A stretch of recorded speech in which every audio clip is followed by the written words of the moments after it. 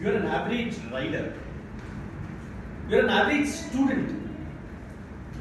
You're an average teacher. Hold on to your thoughts. Do you get really irritated? Did you get angry when I said this to you? If you did, hold on and please park your thoughts for the next 5 to 7 minutes. A very good afternoon, everyone. My name is Karthik and I'm here to present how average I've been. I was an average student in school, getting average marks while most of the people around me used to be aspirational. They used to go for something big. I respected that particular decision. But I was average. I was average to the extent that my teacher used to give the feedback such as, diligent boy, works fairly well. I felt like a machine, but I was happy with it. As times passed, I joined an average college. For someone like me who wasn't aspirational, I couldn't get a scholarship, but I was happy working over there. And from there onwards, I moved to an MBA, and then finally, I joined an average company. Believe me, ICICI Bank, where I joined, is an average company. So at the end of the day, being average, I was content. I was happy. And I didn't want to be in the rat race where people wanted to be alpha in whatever they were doing. I was average and I was happy about it. Take a pause. Look around you. Is that what you see? I'm sure you would have seen a news article a few years ago wherein a small kid was driving a car and the school was supremely proud about it. They were like, oh, there is a student in our school who's 7 years old and he knows to drive a car. The press were there, they were giving accolades about that particular kid. And the parents are like, oh, we trained him. The kid wasn't allowed to be average, they pushed him to do things that was beyond his capability. I'm sure a lot of people over here also know about the spell bee competition, isn't it? As normal human beings, maybe I know about 1,00,000 words, 1,50,000 words, but once you listen to this spell bee, words that you never heard of, or something I'm sure that I'm never ever going to hear. So much pressure. 5 years, 6 years, 7 years old, these kids are subjected to a lot of torture, a lot of stress to go and be the best among the best. Oh, by the way, this is not just for kids, right? From there onwards, in your schools or colleges, I'm sure you all would have experienced it. When you get 50 marks, when will you get 70? When you get 70 marks, when will you get 90? And when you get 95 marks, they ask you, when will you get 99.5? That is the world that we are in. Come to corporate world. I've been there for a lot of time. In the corporate world, they will go ahead and push you to do more certifications. They will go ahead and ask you to service more clients, and your manager is never happy about it. All of you guys are kids. I'm giving you a heads up now itself. And I'm sure they will put you into something called a bell curve. How many of you over here have heard of the bell curve? No one? It's basically a curve that is in the form of a bell, where we have the extreme left of below average performers, extreme right of above average performers, and then a huge space in between of average performers. Most of us will be average and we will continue to be average.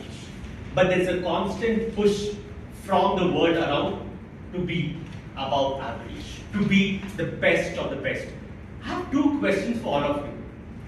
Do you know why people really push you to be above average, to be the best?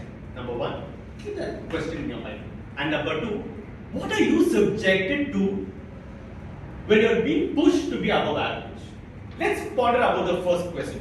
Why do we always be a part of this rat race in life? Can anyone share your thoughts? Why are we participating in the rat race? To be successful one day. To be successful 1 year. Anyone else? It's a very interesting thought in terms of success or how you define it. Sometimes I feel my perspective is we are looking at the that the grass is greener on the other side, right? I am doing A today. I think B is going to be a lot more better, so let me do it. It's like saying, I have a TVS Shun, now I will go for a Yamaha bike. When I get a Yamaha bike, it's like I need a Royal Enfield. When I get a Royal Enfield, it's like I need a BMW bike. So somewhere there is no stopping our requirements and what we really want. It's always about, let's go higher, let's go higher. That is one of the concerns that we actually have. And there are a lot of people around who are going to use this. And what are you subjected to? I'm sure a lot of them are yet to experience a lot of things in life. But when we are pushed to be a part of the rat race, there is so much of stress that you are subjected to. You become anxious, you lose sleep, you're not in the moment. I am sure you read a lot of articles where people have committed suicide, or in places where in corporate world, people have just quit their work and gone to the Himalayas. The reason is they are unable to experience life. They are subjected to so much of immense pressure that they are not able to identify with themselves. So the question that I have for all of you is, if there is someone around you who is average, will you accept them? Or will you look down upon them? Or will you push them to be above average performance? I have been average and I will continue to be average. Because people who are average are the ones who are running the world. So for all the people over here who asked questions, and maybe you got irritated, don't worry. Next time if someone asks you or informs you that you are average, give a smile and say thank you, because everyone who's average are rock stars. Thank you everyone.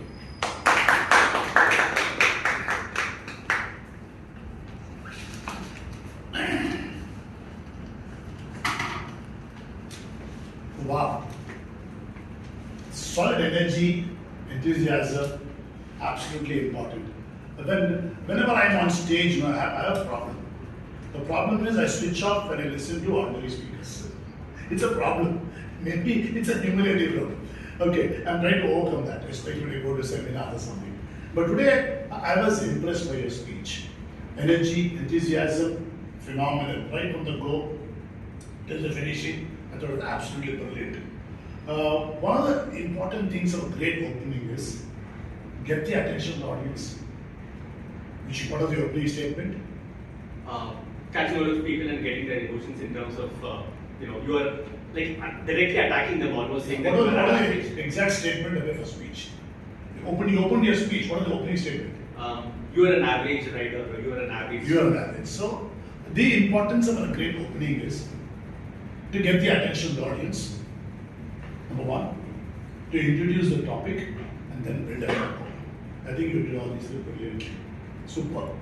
And one thing which I liked about was the audience interaction. You master audience interaction. Your stage movement is brilliant. You have absolute perfect knowledge where every square is. With or without a knowledge, you're going brilliantly. Especially when you set up this bell, you move here, the grass is green on the other side. Gestures were natural, specific, and perfect. Brilliant. I love your facial expressions. The facial expression is talking.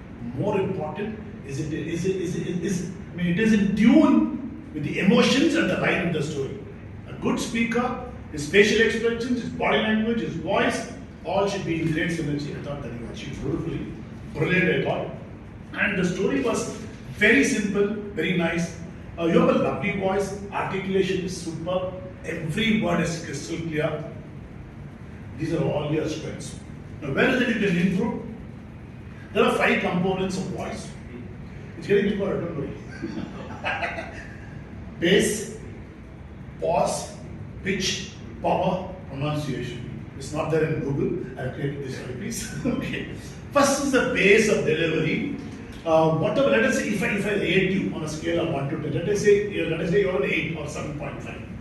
The moment you control the space and pause, you will jump to 9 or 10. So this area. For example, your rate of delivery is around 150 words to 170 words per minute. Okay. You have to slow down. I am also speaking like this. When in the beginning of my Toastmasters career, I used to speak 170 to 200 words per minute. I was still audible People could still understand me, but was I effective? Okay, not so effective. Why is a pace used? A pace is used to vary the rate of the storyline, to vary the rate of what you want to tell, the importance of what you tell. For example, 1 lakh words learned in spellbound. Is it necessary? Why the hell are parents putting stress on their children? This is ridiculous. Don't you think, ladies and gentlemen? Let's stop this now. Now you saw the pace in pitch. Okay. And when you say, I have a question for you, pause for a moment and then you continue. I have a question for you. Pause for a moment. Think. It's okay to be average. Why not? No judges. You see the difference? Yeah. Is it the difference? Okay. So that is a pace and pause. Your pitch is, what is a pitch? A pitch is an extreme of the voice. Lata Mangeshkar pitches so much. Mahatma Gandhi pitches so much. Martin Luther King pitches so much. You have a lovely pitch. But the idea of not having a great pitch, pitch is the variation of the voice between your own extremes. You're not varying a pitch. You're always at a flat pitch. High pitch. Pitch is good, it's a normal pitch. Take it down. You see how many times they vary? The pitch is one area you have to vary. You have to use high pitch for high emotions, activity, speed. Low pitch for low emotions, sadness, thinking. So that's about low pitch. And then I think the power of your voice is beautiful. The volume, as power as the volume of yours is ideal. Okay, perfectly okay. But sometimes it could be jarring if you're going to be giving a speech for one full day. If your power of voice will become jarring, monotonous, and people will get boring, irritated. If you give me a keynote, it'll be pushing them too much. Yeah. And then here the pronunciation, I think your articulation pronunciation is brilliant. Okay? And then one area which you have to work on is your transitions. What is a transition? A transition is when you move from one portion of your speech, one thought to another. There should be a smooth flow. Right. For example, coming to the corporate world. And then you must have seen the newspaper. These are all very deep transitions. It's a very deep transition. Let me forget about my daily life. Let me talk about what's happening in the corporate world. Even in the corporate world, it's terrible because I have experienced it. The transition is something which says I've completed this portion, I'm moving to a new thought, a new portion. So the transition must be very smooth from one portion to another. So where you have transitions from the opening to the body, from the body to the closing.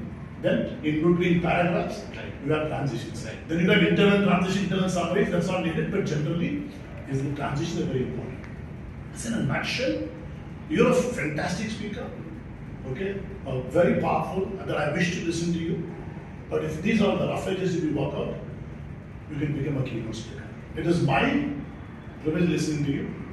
One final input, there's something called the theme. A theme is a central message which rides throughout the speech, ringing and resonating in the audience's mind.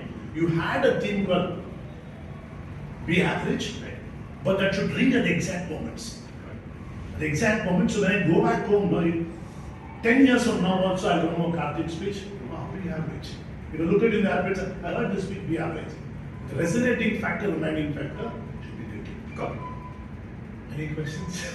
Absolutely no questions. No, completely in line, and I take all of the feedback. I think it's important. Okay.